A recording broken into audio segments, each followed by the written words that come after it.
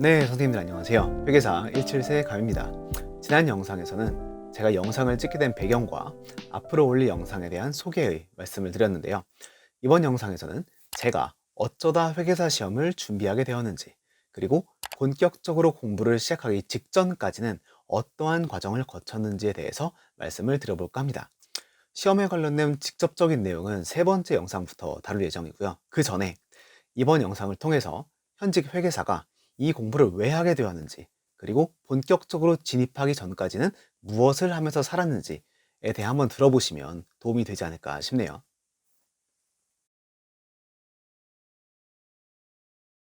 제가 첫 번째 영상에서 밝혔던 것처럼 저는 2011년에 대학에 입학을 하고 나서 한 1년 반 동안은 정말 놀기만 하다가 군대에 가게 되었습니다. 사실상 도피 입대였다고 봐야죠. 진주 훈련소에서 처음으로 자려고 딱 누웠는데 후회가 엄청나게 몰려오더라고요. 난 도대체 왜 그러고 살았을까? 그 후로부터 한 반년 동안은 무엇을 공부할지, 그리고 뭘 해먹고 살지, 이 두 가지 고민을 계속했던 것 같습니다. 그리고 그 고민은 학교에서 그나마 좀 많이 들어봤던 행정고시와 CPA 두 가지로 좁혀지게 되었죠. 먼저 행정고시가 어떤 시험인지 한번 알아보고 싶어서 피셋이라고 불리는 1차 시험 기출문제를 풀어봤어요. 언어 논리, 상황 판단, 자료 해석, 이렇게 세 가지 파트로 구성된 기출문제 두 세트를 풀어보고 나서 아주 중요한 깨달음을 얻었습니다. 야, 나는 이거 백날에도 안 되겠구나. 이런 깨달음이었죠. 문제를 풀어보니까 저 같은 사람의 경우에는 아무리 노력을 많이 해도 그 시험을 붙을 수 있을 것 같지가 않았어요. 제가 재수를 했는데 재수 기간 동안 수능 공부를 진짜 열심히 했거든요. 그럼에도 불구하고 국어에서 미끄러지면서 정시 지원을 포기하게 되었습니다. 그런데 행정고시 1차의 언어 논리가 수능 국어랑 굉장히 시험의 성격이 유사하더라고요. 그래서 바로 관심을 접고 CPA로 관심을 돌리게 되었습니다.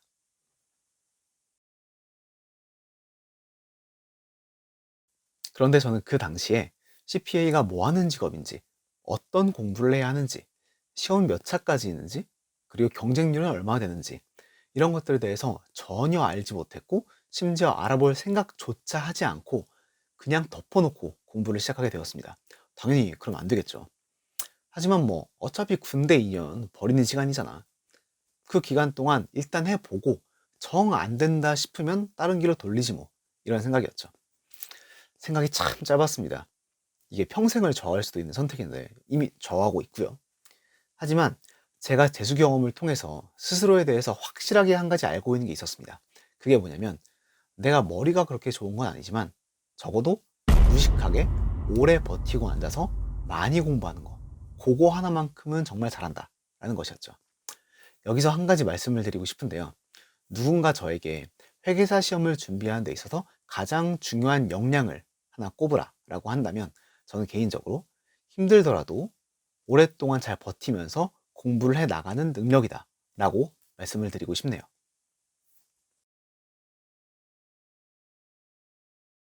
그래서 회계원리 책을 사서 혼자 공부를 하기 시작했고 약 일주일 만에 때려쳤습니다. 분계다, 재고자산, 매출원가, 수익 비용의 대응, 이런 외계어 같은 말들이 계속해서 쏟아져 나오는데 뭔 소린지 도저히 알아먹을 수가 없더라고요. 그래서 이게 내가 CPA를 할 그릇까지는 아닌가 보다. 역시 전문직의 세계는 다른 건가? 이런 말도 안 되는 생각을 하면서 포기하려고 하던 찰나에 혹시나 내가 강의를 들어보면 좀 더 이해를 할 수 있지 않을까? 이런 생각을 하게 되었고 바로 가지고 있던 PMP로 인강을 듣기 시작했습니다. 선생님 설명을 들어보니까 내가 이 쉬운 걸 왜 어려워했지? 싶을 정도로 빠르게 이해가 되더라고요. 한 달 반 정도 걸려서 회계원리 강의 수강을 끝냈고 바로 이어서 중급회계 강의를 듣기 시작했습니다. 또 여기서 두 번째로 말씀드리고 싶은 것이 나오는데요. 어떤 과목이 되었든 간에 강의를 듣지 않고 독학으로 공부하는 것은 정말로 효율성이 떨어집니다. 설령 맛보기로 공부를 하신다고 할지라도 꼭 강의를 들으셨으면 좋겠어요. 참고로 저는 회계사 준비 학원과 어떠한 특수관계도 존재하지 않습니다. 다시 돌아와서 저는 전역하기 전까지 중급회계 1과 2 강의 수강을 끝냈습니다. 그리고 2014년 6월 말년휴가 때부터 시험 응시에 필요한 학점을 채우기 위해서 학점은행이라고 불리는 학점 이수 제도를 시작하게 되었죠. 회계사 시험에 응시하기 위해서는 회계 세무 과목 12학점, 그리고 경영 과목 9학점, 그리고 경제학 3학점, 이렇게 총 24학점을 이수하셔야 합니다. 그리고 이수하는 방식으로는 첫 번째로는 학교 수업 듣는 방식이겠죠. 그리고 독학사 제도, 그리고 학점은행 제도, 이렇게 총 3가지 방식이 있는데요. 이 내용에 대해서는 다른 영상에서 조금 더 디테일하게 설명을 드려보도록 하겠습니다. 저 같은 경우에는 경제학 전공이었다 보니까, 그리고 입대하기 전까지는 CPA는 단 한 번도 생각을 안 해봤던 진로였기 때문에 꼴랑 경제학 3학점만 이수가 되어 있는 굉장히 절망적인 상황이었죠. 그래서 24학점 중에 3학점을 제외한 21학점을 다 독학사나 학점은행으로 채워야 하는 상황이었죠. 그래서 2014년 6월부터 12학점 이수를 시작했고, 같은 해 10월부터 나머지 9학점 이수를 시작하게 되었습니다. 참고로 이 24학점의 구성은 2025년부터 약간의 변경이 있을 예정이에요.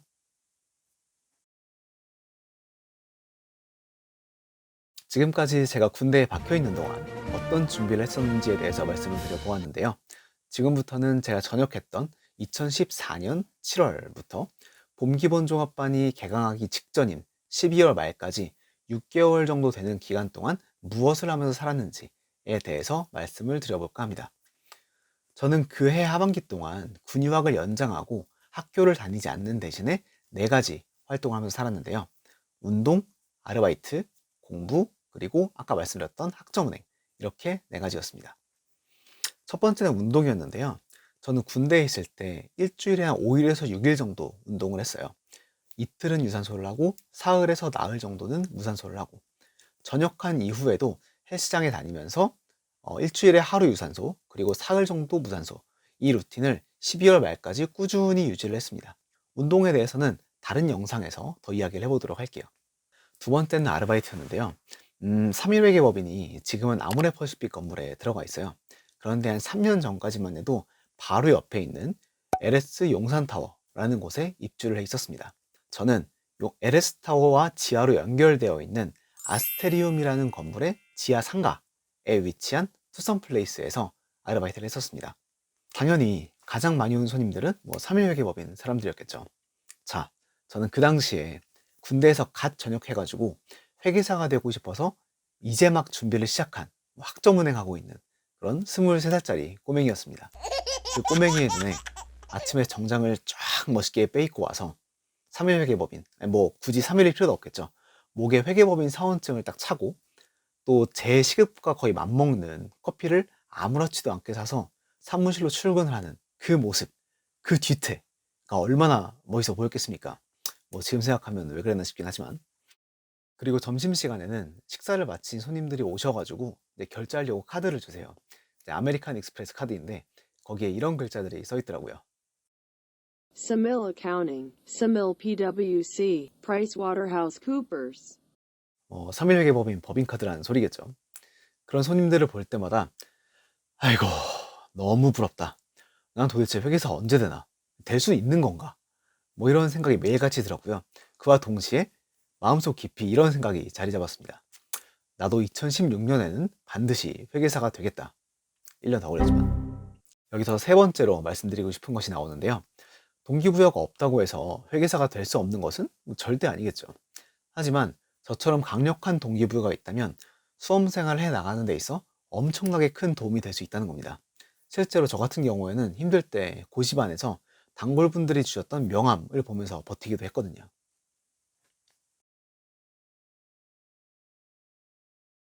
제가 세 번째로 했던 활동은 공부인데요. 학점은행을 시작하던 시점부터 경영학 강의 수강을 같이 시작을 했습니다. 하지만 복습은 거의 하지 않았고 그냥 나중에 다시 볼 수 있도록 노트에다 필기만 해놓는 수준이었어요. 그리고 10월 달부터 원가관리 회계 강의도 듣기 시작을 했는데 제가 알바를 했고 그리고 놀기도 많이 놀았다 보니까 복습을 제대로 하지는 못했던 것 같습니다. 그리고 관리회계 같은 경우에는 강의를 애초에 앞부분까지밖에 듣지 못하기도 했고요. 여기서 네 번째로 드리고 싶은 말씀이 나오는데 시험 공부를 제대로 시작하기 전까지는 스스로를 쉬게 하는 시간도 필요하다는 겁니다. 많은 분들이 저한테 이런 질문을 주세요. 시험 공부를 제대로 하기 전까지 얼마나 공부를 많이 해놓아야 할까요? 이런 질문인데 사실 단순하게 생각하면 다다익선입니다. 많이 공부를 해놓으면 빨리 붙을 가능성이 그만큼 올라가긴 하겠죠. 그러나 중요한 것은 이 시험 공부가 뭐 한두 달 만에 끝날 만한 그런 시험이 아니라는 겁니다. 이 말이 1년 반이지 18개월 동안 밥 먹고 자고 공부만 해야 하는 시험이에요. 만약에 제가 군대를 전역하고 나서 전역한 날부터 바로 미친 듯이 공부를 하기 시작했다면 첫 번째 2차 시험을 봤던 2016년 6월까지 제대로 된 수험 생활을 이어나가지 못했을 수도 있었을 것 같습니다. 뭐 고등학교 때야 주변 친구들이 대부분 뭐 공부를 하는 분위기니까 나도 공부를 열심히 하는 것이 그렇게 어렵지가 않았을 거예요. 하지만 우리는 이 대학 생활을 통해서 논다는 게 얼마나 좋은 것인지 충분히 깨닫지 않았습니까?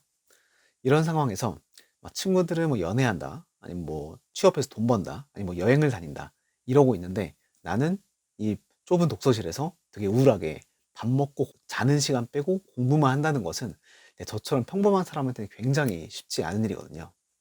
그래서 공부를 하시는 건 좋지만 어느 정도 놀 것도 노시고 또 운동하면서 체력도 좀 길러 놓으시고 그리고 무엇보다 단순한 생활, 그러니까 밥, 공부, 잠, 이 단순한 생활을 장기적으로 유지할 수 있도록 어떤 공부 외적인 요소들을 차츰차츰 끊어내고 정리해 나가는 시간을 가지시는 것도 좋을 것 같습니다. 제가 그랬거든요. 생활에도 관성이라는 게 있기 때문에 안 그래왔던 사람이 갑자기 하루에 12시간씩 공부를 한다는 것은 이게 몸이 쉽게 따라줄 일이 아닙니다. 네 번째 활동은 아까 말씀드렸던 학점은행입니다. 2014년 6월부터 이제 12학점을 이수를 시작을 했고 같은 해 10월부터 나머지 9학점을 이수를 하기 시작을 했죠. 2014년 12월까지 이 네 가지를 하다가 이듬해 1월 5일부터 봄기본종합반이 개강하게 되면서 학원에서 현장 강의를 듣게 되었습니다. 학원에 다니면서 현장 강의를 들을지 아니면 따로 인강을 들으면서 뭐 고시반이나 독서실, 뭐 도서관에서 혼자 공부를 할지에 대해서는 내용이 많기 때문에 다른 영상을 통해서 제가 설명을 한번 드려보도록 할게요. 지금까지 제가 본격적으로 공부를 시작하기 전까지 어떤 과정을 거쳐왔는지에 대해서 설명을 드려보았습니다. 중간중간에 짚어드렸던 내용들을 한번 정리해 보도록 할게요. 첫 번째, 회계사 시험을 준비하는 데 있어 가장 중요한 능력은 힘들더라도 긴 시간 동안 잘 버티면서 공부를 해 나가는 것이다.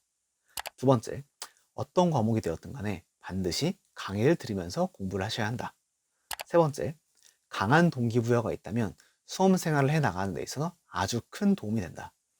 네 번째, 수험 생활을 본격적으로 시작하기 전에 스스로를 쉬게 하는 시간도 필요하다. 이렇게 네 가지였습니다. 두 번째 영상은 여기까지고요. 다음 영상에서는 제가 회계사라는 직업을 왜 추천하는지에 대한 내용으로 다시 찾아뵙도록 하겠습니다. 감사합니다.